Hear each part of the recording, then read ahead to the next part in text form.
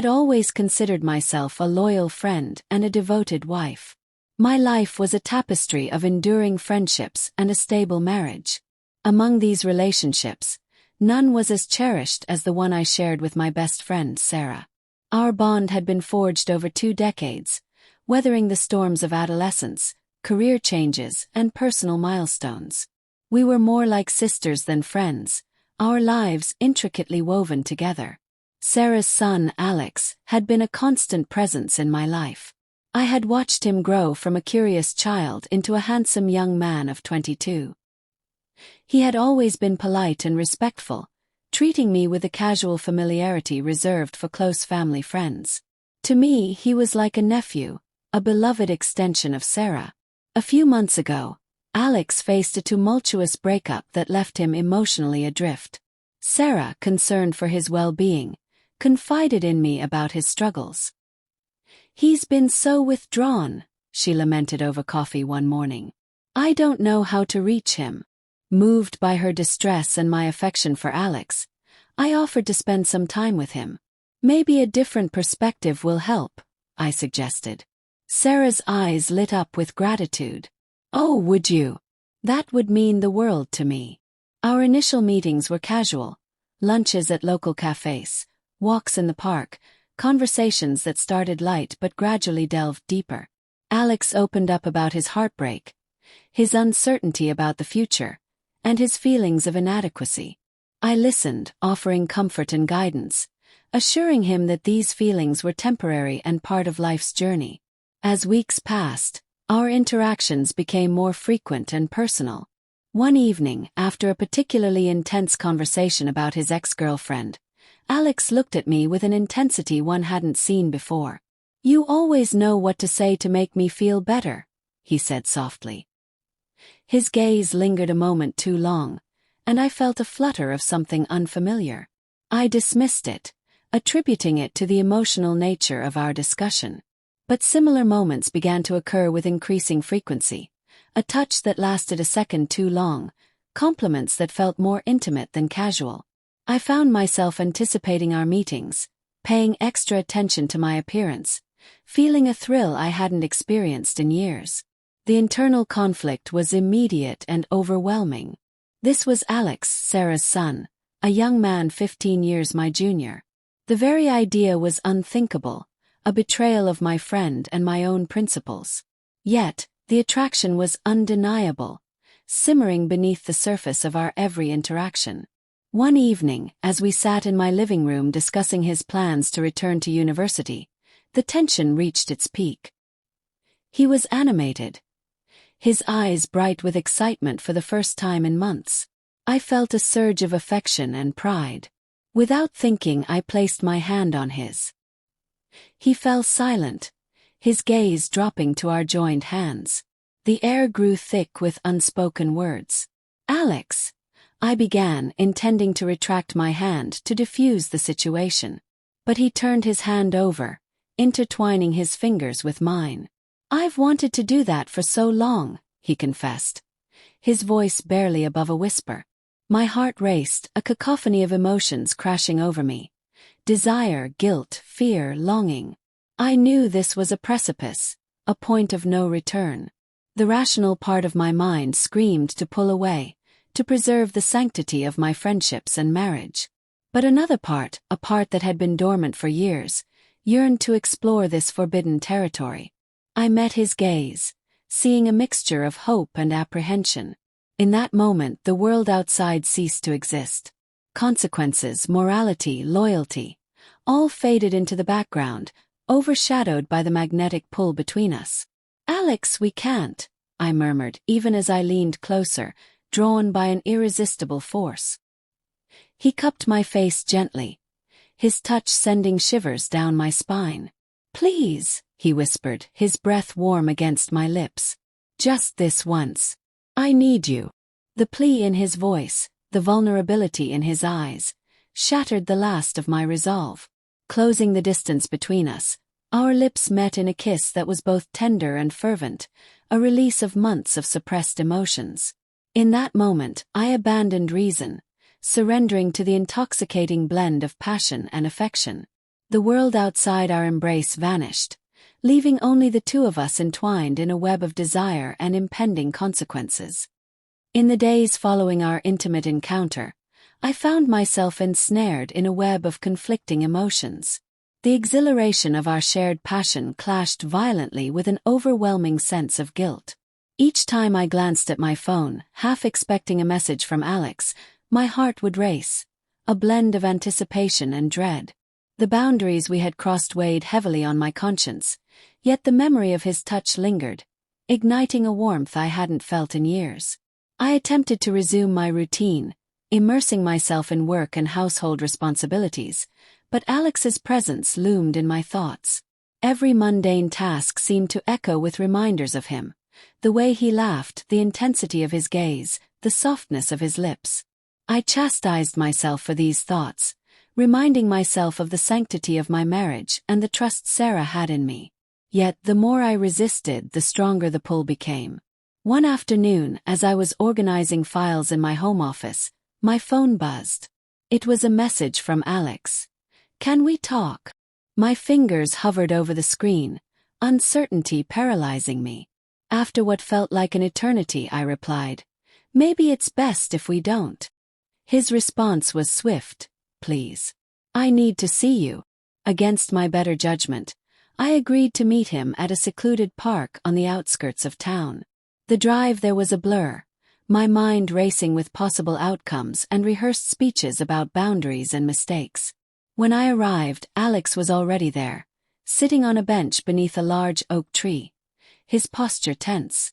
As I approached, he stood, his eyes reflecting a mixture of hope and apprehension. "Thank you for coming," he began, his voice tinged with vulnerability. "I haven't been able to stop thinking about you. About us." I took a deep breath, steadying myself. "Alex, what happened between us was unexpected. But it can't happen again.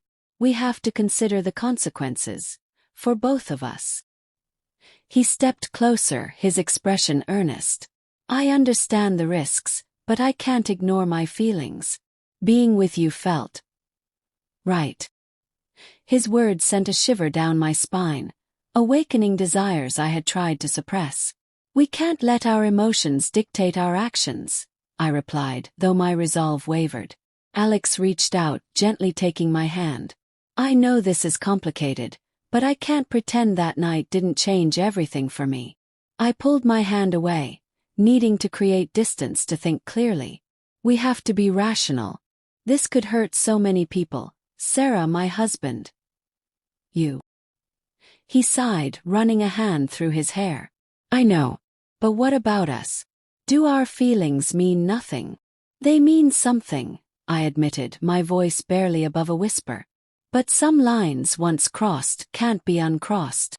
We stood in silence, the weight of our predicament pressing down on us.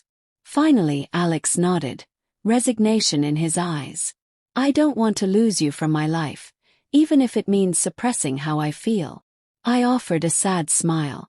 "Maybe with time these feelings will fade, and we can find a way back to what we had before."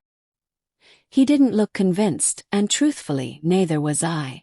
But it was the only semblance of hope we could cling to. As we parted ways, I couldn't shake the feeling that our story was far from over, and that the path ahead was fraught with challenges neither of us were prepared to face. In the weeks that followed our decision to suppress our feelings, I immersed myself in the routines of daily life, striving to restore normalcy. Yet, Alex remained a persistent presence in my thoughts, a constant reminder of the boundaries we had crossed. Our interactions became infrequent, limited to polite exchanges during gatherings with Sarah, where we both adhered to an unspoken agreement to maintain distance. One evening, Sarah invited me over for dinner, a casual affair meant to catch up and unwind. I hesitated, knowing Alex would be there, but declining would raise questions I wasn't prepared to answer. Upon arrival, I was greeted by the familiar warmth of their home, a place that had always been a sanctuary of comfort and friendship. Throughout the evening, I was acutely aware of Alex's presence. Our eyes met briefly across the table, a fleeting connection that sent a jolt through me. I quickly averted my gaze, focusing intently on the conversation with Sarah, who remained blissfully unaware of the undercurrents swirling around us. After dinner, Sarah excused herself to take a phone call, leaving Alex and me alone in the living room. The silence was palpable, filled with unspoken words and unresolved emotions. Alex broke the tension, his voice soft yet laden with meaning. "I've missed our talks," he confessed, his eyes searching mine for a response. I swallowed hard, choosing my words carefully. "We agreed it was best to keep our distance," I reminded him, though my resolve wavered under his earnest gaze. He nodded, a sad smile tugging at his lips. "I know. But it's been harder than I imagined." Before I could respond, Sarah re-entered the room, her cheerful demeanor oblivious to the charged atmosphere. I seized the opportunity to excuse myself, citing an early morning meeting. As I left, I felt Alex's gaze follow me, a silent plea lingering in the air. That night sleep eluded me. I replayed the evening's events, torn between the life I had built and the undeniable connection I felt with Alex. The internal battle raged on, a tempest of desire and guilt that left me emotionally exhausted. Days turned into weeks, and I maintained the facade of normalcy, though the strain took its toll. My husband noticed my distraction, expressing concern over my distant behavior. I attributed it to work stress, a convenient excuse that only deepened my sense of deceit. One afternoon, as I sat in a cafe, attempting to focus on a report, my phone buzzed with a message from Alex. "Can we talk? Just once, to find closure."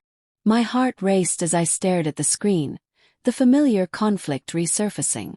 Against my better judgment, I agreed to meet him at a secluded park, a neutral ground where we could speak freely. The day was overcast, mirroring the heaviness in my heart. I arrived first, settling on a bench beneath a large oak tree. Moments later, Alex appeared, his expression a mixture of hope and apprehension. He sat beside me, leaving a respectful distance between us. "I've been doing a lot of thinking," he began, his voice steady yet tinged with emotion. "About us, about what happened." I nodded, urging him to continue. "I don't regret that night," he admitted, his eyes locking onto mine. "But I understand the complications it brings. I don't want to cause you any more distress." His words were a balm to my troubled conscience, yet they also reignited the longing I had tried so hard to suppress.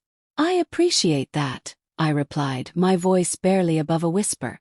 "But we can't ignore the reality of our situations." He sighed, running a hand through his hair. "I know.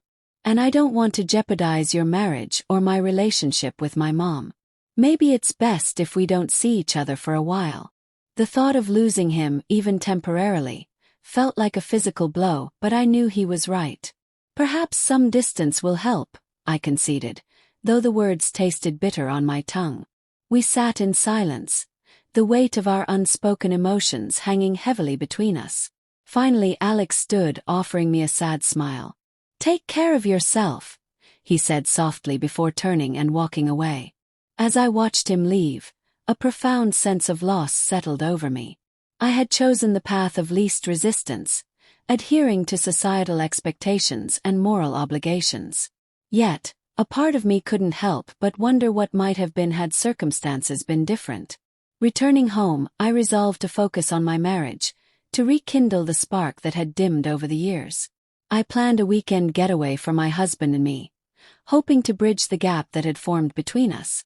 We retreated to a cozy cabin in the mountains, surrounded by nature's tranquility. The change of scenery worked wonders. Away from the distractions of daily life, we reconnected, sharing laughter and intimate moments that had become rare. I felt a renewed sense of commitment to our relationship, determined to nurture the bond we had built over the years. However, despite my best efforts, thoughts of Alex lingered at the edges of my consciousness.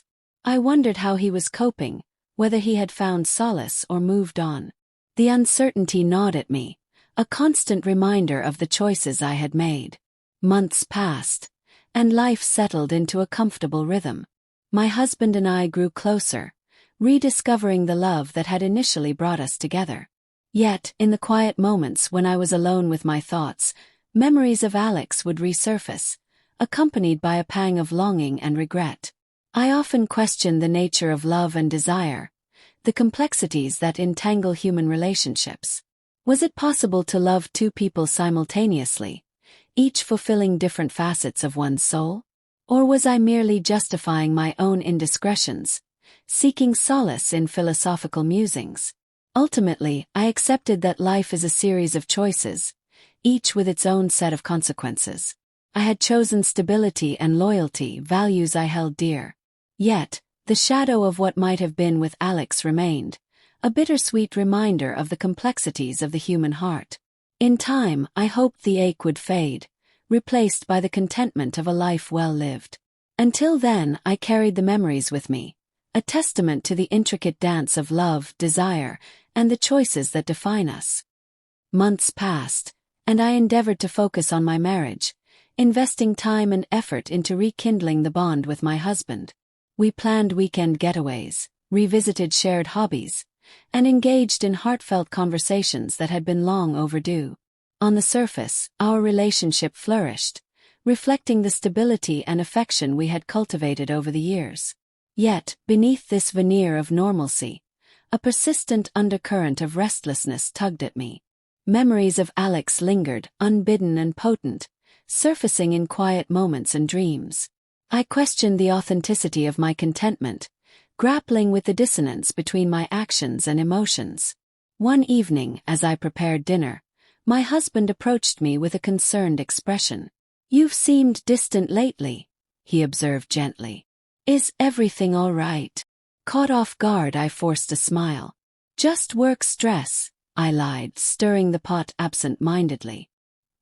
He studied me for a moment before nodding, accepting my explanation without further probing. His trust, once a source of comfort, now felt like a weight, amplifying my guilt. Around the same time, Sarah invited me to a small gathering at her home to celebrate Alex's acceptance into a prestigious graduate program abroad. The news elicited a complex mix of pride and sorrow within me. Attending the event meant confronting emotions I had meticulously suppressed, but declining would raise questions I wasn't prepared to answer. The evening of the party arrived, and I found myself standing at Sarah's doorstep, a practiced smile plastered on my face. The house buzzed with laughter and conversation, a testament to the joy of Alex's achievement. I spotted him across the room, engaged in animated discussion with friends and family.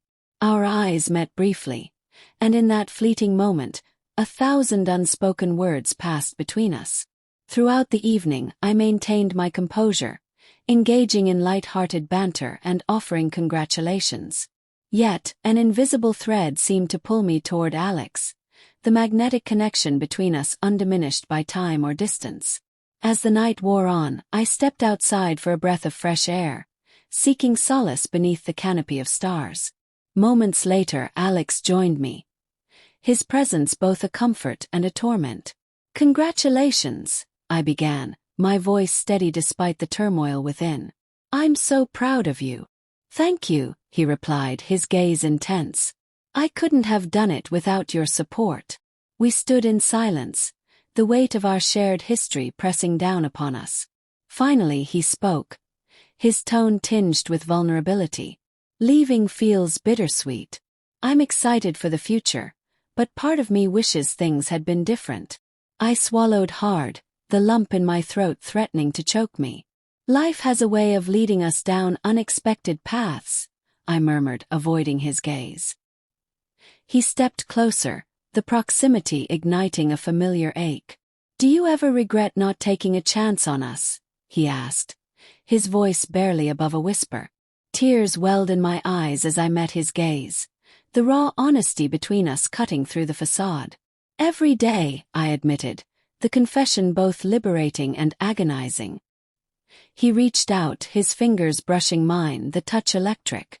"Maybe in another life," he mused, a sad smile playing on his lips. "Maybe," I echoed, the word hanging in the air like a fragile promise. The sound of laughter from inside broke the spell, reminding us of the worlds we inhabited, separate yet forever intertwined.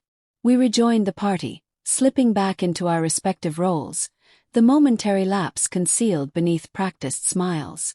In the days that followed, I grappled with the finality of Alex's departure. His absence left a void, a hollow space where possibilities once resided.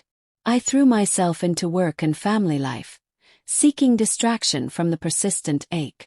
Yet, in quiet moments, I allowed myself to mourn the loss of what could have been, acknowledging the complexity of human emotions and the choices that define us. I learned to carry the duality of joy and sorrow, understanding that life is a tapestry woven with threads of both. Over time, the intensity of my feelings dulled, replaced by a gentle nostalgia. I cherished the memories of Alex, not as a source of regret, but as a testament to the depth of human connection and the resilience of the heart. In the end, I found peace in acceptance, embracing the imperfections of life and the beauty inherent in its unpredictability. The experience with Alex became a chapter in my story, a reminder of the capacity for love, growth, and the enduring strength of the human spirit.